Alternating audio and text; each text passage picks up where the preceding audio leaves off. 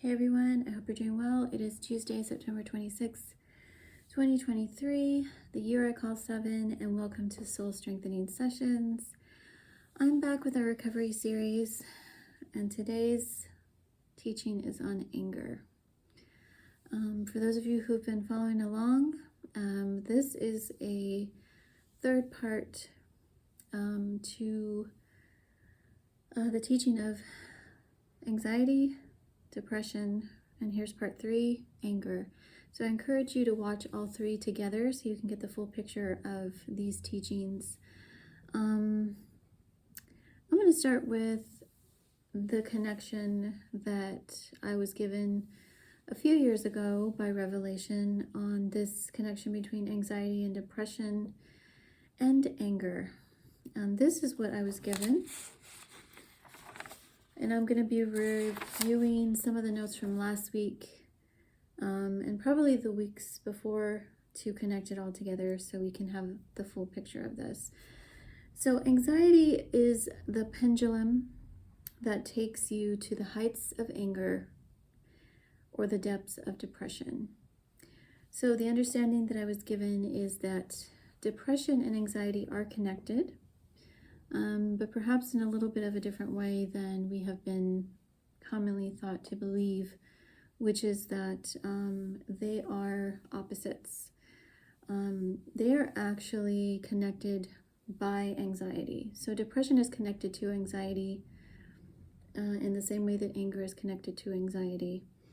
Anxiety, as I have shared before, is driven by the spirit of fear, which is a dark, harassing spirit, which I'm actually going to get into a lot in this video. So let's get into this.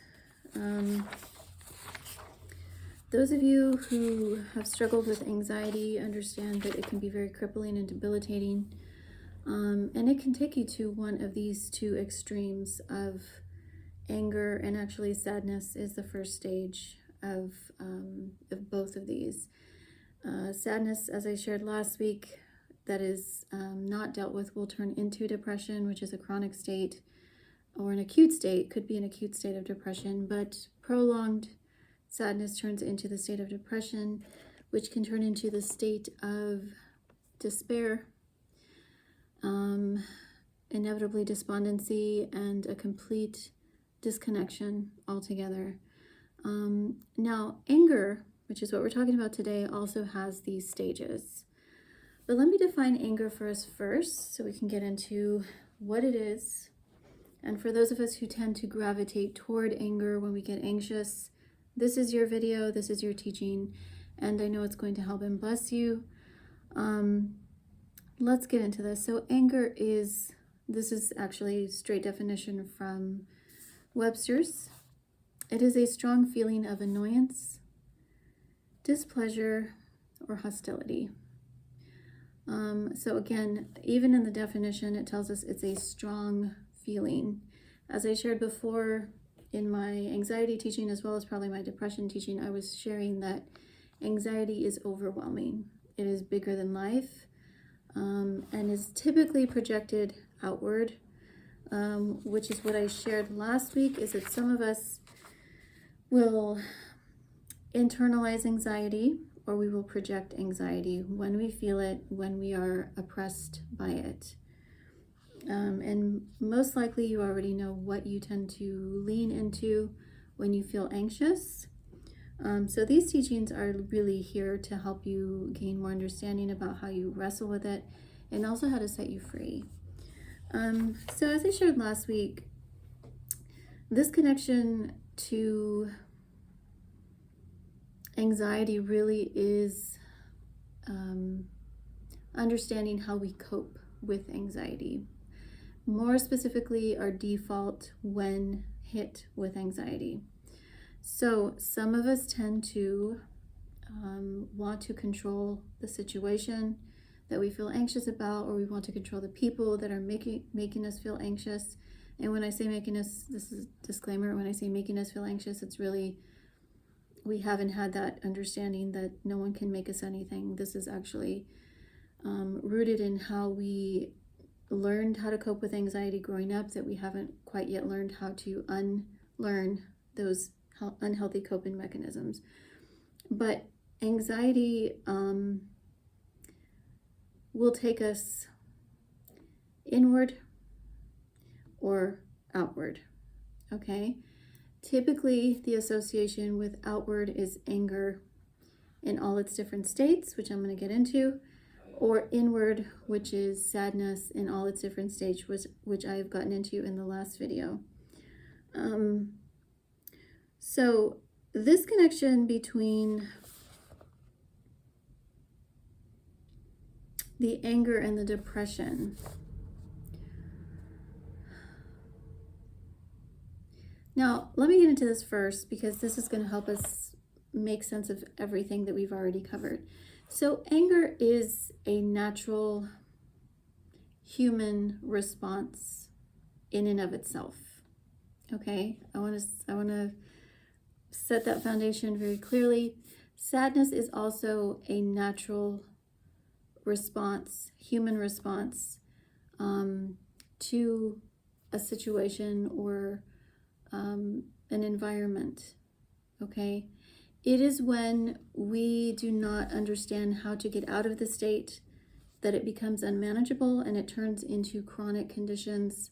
And this is what I'm talking about here.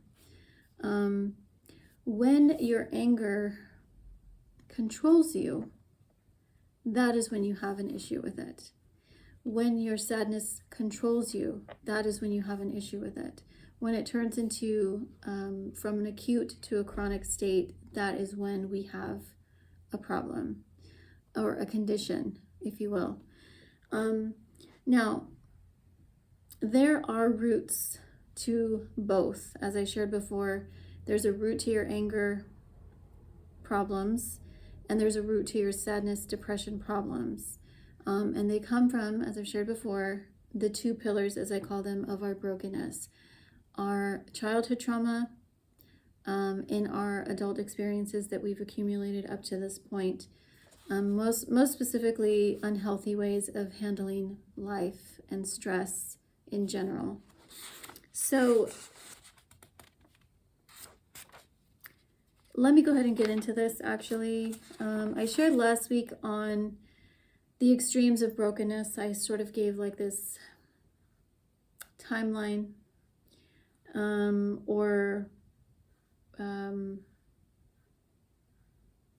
not really a timeline. It's more of like two extreme states. One I put as anger and one I put as depression. And I likened it to those who tend to internalize the anxiety tend to be more sensitive to others. We tend to carry on the energy and the feelings of others. And those who now again, this is typical. This is not the end all be all to this, but just to help you understand a little bit more. And those who tend to lean into anger more are those who are actually less sensitive to others and their feelings. You could call this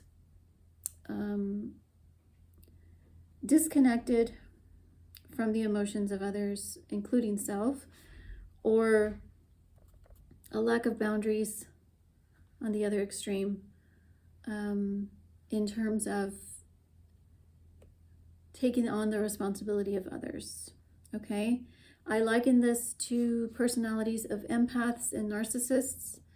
Now, this is not saying that everyone who struggles with anger is a narcissist or everyone who struggles with depression is an empath, but it is sort of a connection to the two. And then, of course, the middle ground is the vacillating, those who just lean one way or another depending on what it is and what they're dealing with and going through. These two extremes of brokenness help us understand where we are in our journey to recovery. So wherever you are, there's help for both, and it is important for you to know how you lean when you are anxious. And the reason is because once I understand this is how I am, I tend to do this when I get anxious. I tend to get angry. I tend to get short-tempered. I tend to project it outward. I tend to try and control the situation or control people so that I can feel safe, because at the end of the day, this is what it's coming to. Or I tend to withdraw when I feel anxious. I tend to internalize the anxiety. I tend to feel helpless in my own life, in my own situation. I want to,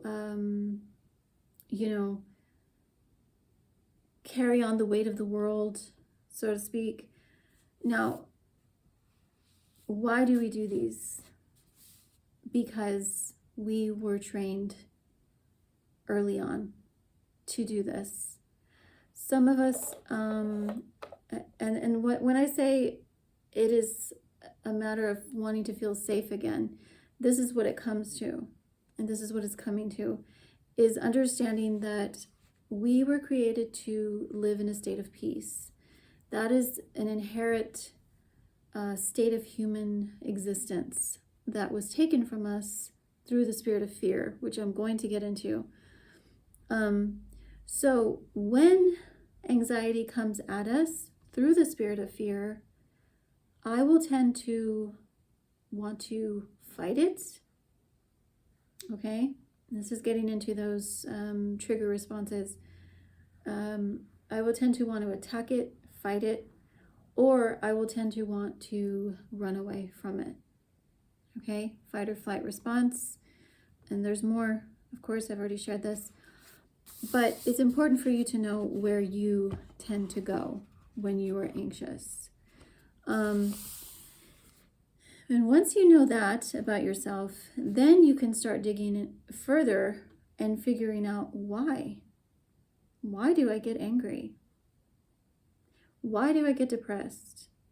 What happened to me to bring me to this point? And how do I unlearn managing my anxiety through these extremes? Okay? So, I'm going to get into the spirit of fear, because the spirit of fear is behind all anxiety.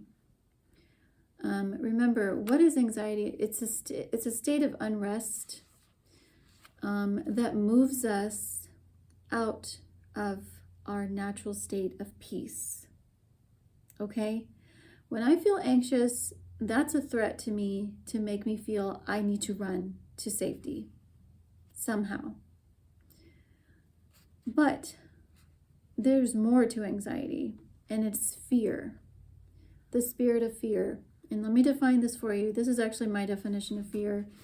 I actually, in 2009, I think it was, I had some deliverance prayer done over me. And the person who was praying over me discovered that this spirit of fear, again, which is constantly harassing humanity, was very, very strong over me. And it came from my childhood, and I know where it came from. And this is why I share it with you, because once you know this is where it comes from, then you're able to combat it, and you're able to uproot it, and you're inevitably able to manage it when it comes at you, because you already know how it feels, you know what it looks like, and you know where it's coming from. So fear is a dark, harassing spirit that causes one to be led by anxiety into the depths of despair or the throes of bitterness, in a perpetual cycle of torment and debilitating stages of death. I know that's a lot, but this is my definition of fear, considering how much I have encountered it, and to the point where I did have to come face to face with it and say no more. Some would make a joke about this because I was born on Halloween, but perhaps I do have a little bit of insight into the dark realm because of that. I'm going to say this again. Fear is a dark, harassing spirit that causes one to be led by anxiety into the depths of despair, again, relating to depression and sadness, or the throes of bitterness, relating to anger, in a perpetual cycle of torment and debilitating stages of death. Okay, so why would I say that this is, stages of death? Fear is a dark spirit that is pulling us away from light. It's pulling us away from peace. It's pulling us away from our natural inherent states of peace, love, and joy. Okay? It is a deceiving spirit. It is a spirit that tricks us into thinking, I'm not safe. I'm not secure. And so when we yield to that, we open the door for anxiety to come in and lead us astray. Okay? So how do we combat this? I mean, this is a big deal. This is spiritual warfare 101. I combat the spirit of fear with the spirit of love and truth. Okay? I need to know who I am. I need to know my battle. I need to know my God, and I need to know my enemy. And I need to know my victorious state. So when I can come to this truth about myself, I'm postured to defeat this. And certainly engage in the warfare of tearing it down and uprooting it out of my life. Okay? So, as I shared last week, I'm going to echo this because it's important to, especially if this is the first time you're watching any of this series, everyone